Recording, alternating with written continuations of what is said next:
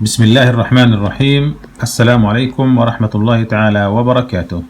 أهلا بكم من جديد. قبل ما نبدأ في الفيديو، من يرغب في المزيد من المعلومات حول موضوع الفيديو تفضلوا بزيارة موقع أبو عبيدة للترميم والإعمار من خلال النقر على الرابط في صندوق الوصف أسفل الفيديو. فيديو اليوم بعنوان نصائح عند عمل روبة الإيبوكسي أو أي روبة إسمنتية أخرى.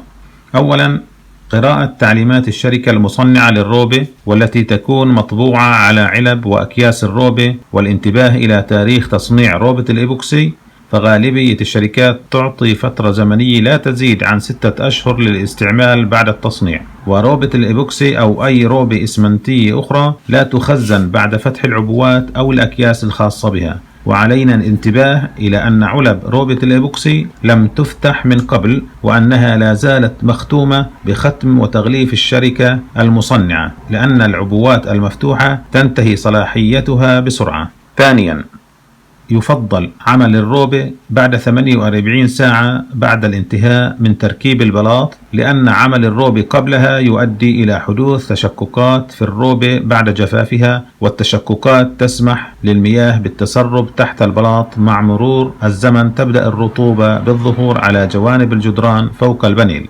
ثالثا، تجهيز جميع لوازم الروبة من أدوات ومواد تنظيف قبل خلط الروبة وقبل البدء بأعمال الروبة. رابعا، ينصح الخبراء وشركات تصنيع روبة الإيبوكسي والروبة الإسمنتية بعمل الروبة في أجواء معتدلة لا تقل عن 5 درجات مئوية ولا تزيد عن 35 درجة، لأن انخفاض أو ارتفاع درجات الحرارة يفقد الروبة قوتها ومتانتها ولا تدوم طويلا.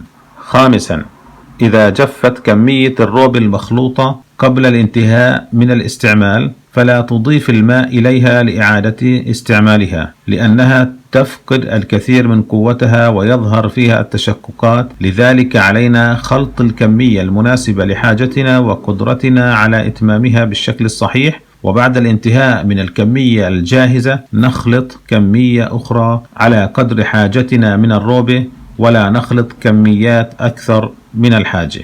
سادسا، بعد خلط كمية الروبة المطلوبة لا نستخدمها مباشرة، بل ننتظر من 3 إلى 5 دقائق ثم نعيد خلطها مرة أخرى قبل الاستعمال، لأن ذلك يساعد على مزج مكونات الروبة جيدا وتكون أفضل للاستعمال وأقوى. سابعا، الروبة الإسمنتية أو روبة الإيبوكسي مخصصة لملء الفراغات والمسافات بين البلاط من 3 ملم إلى 1 سنتيمتر، أي أن أي روبة تقل عن 3 ملم أو تزيد عن 1 سنتيمتر تكون ضعيفة ومعرضة للتشققات. وفي حال كانت الفراغات بين البلاط أقل من 3 ملم نبحث عن روبة مخصصة للفراغات الصغيرة، وكذلك الفراغات التي تزيد عن 1 سنتيمتر. وكل هذه البيانات تكون موجودة بوضوح تام على أغلفة وعلب الروبة. فمثلا هذه الروبة مخصصة لملء فراغات بين البلاط من 1 إلى 6 ملم فقط، ولا يجوز استعمالها لفراغات أكبر من 6 ملم. ثامنا، اختيار الروبة المناسبة للبلاط الموجود من حيث اللون والكمية، والتأكد من وجود الكمية المطلوبة لدى البائع، وشراء الكمية المطلوبة بالكامل حتى لا يحصل عندنا نقص ونقع في مشاكل اختلاف الألوان من شركة إلى أخرى. تاسعا، عدم تنظيف البلاط بالماء ومواد التنظيف بعد الانتهاء من أعمال روبة الإيبوكسي أو أي روبة أخرى إلا بعد مرور 24 ساعة على روبة الإيبوكسي في فصل الصيف و48 ساعة في فصل الشتاء، وكذلك بعد 24 ساعة على الروبة الإسمنتية بمختلف أنواعها.